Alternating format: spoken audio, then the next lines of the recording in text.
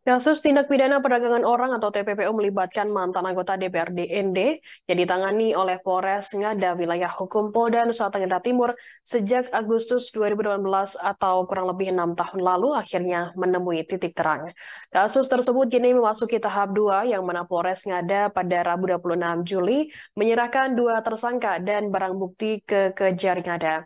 Kedua tersangka saat ini ditahan di Rumah Tahanan Negara Bajawa. Informasi lebih lengkapnya akan disampaikan oleh rekan jurnalis kami dari Tribun Flores. Ada Oris Goti yang akan melaporkannya. Silakan rekan Oris.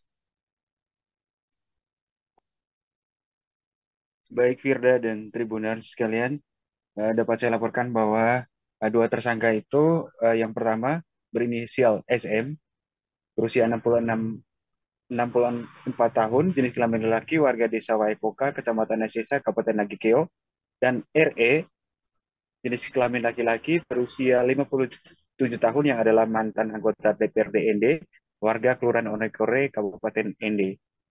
Nah, untuk diketahui, sementara itu korban berinisial SM, jenis kelamin perempuan, warga desa Waikoka, Kecamatan Nesesa, Kabupaten Nagikeo. Nah, kemarin itu dilakukan konferensi pers sebelum penyerahan tersangka dan juga barang bukti kepada pihak Kejari Ngada. Nah, untuk diketahui juga bahwa Kapolres Ngada, AKBP Patmo Arianto dalam kesempatan konferensi pers menerangkan bahwa Polres Ngada sangat konsen untuk menangani kasus tindak pidana perdagangan orang. Nah, dia menerangkan bahwa kasus ini sebenarnya sudah terjadi pada 2015, namun baru dilaporkan oleh pihak pelapor, yakni dari Pokja menentang perdagangan orang pada 2018. Nah, mulai 2018 saat itu, Polres Ngada mulai konsen untuk menangani kasus tersebut, sehingga akhirnya saat ini barang bukti dan juga tersangka sudah diserahkan kepada pihak Kejari Ngada.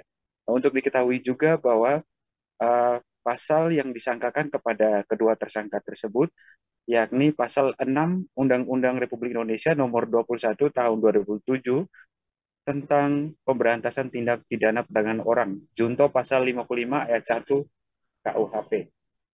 Nah, ancaman hukuman kepada dua tersangka itu paling singkat 3 tahun dan paling lama 15 tahun penjara. Dan denda paling sedikit 120 juta dan paling banyak 600 juta rupiah.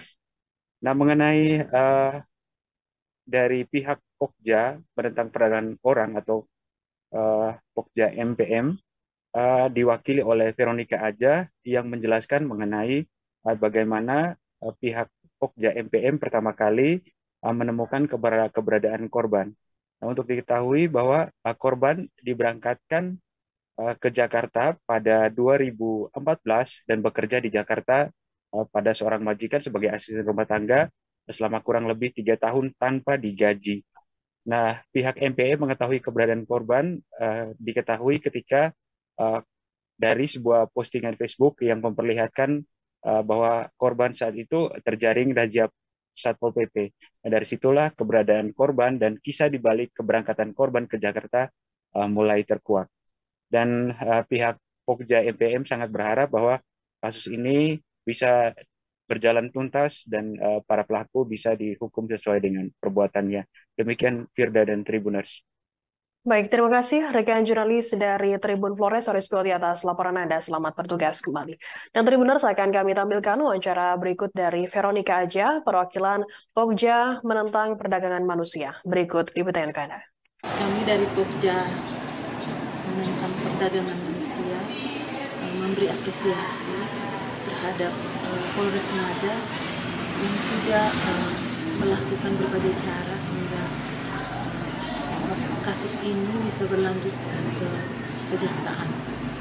Yang kedua mungkin harapan kita dari Pokja bahwa para pelaku harus buat sehingga menjadi efek jerah dan tidak terjadi lagi kasus ini kepada santi-santi yang lain. Yang ketiga, harapan kita juga dari Pokja bahwa untuk daratan timur, daratan Flores, semua kasus perdagangan orang atau TPPO menjadi tugas dan kewajiban kita bersama, karena kasus ini tidak bisa dilawan oleh kami sendiri, tapi seluruh masyarakat. Terima kasih sudah nonton. Jangan lupa like, subscribe, dan share ya.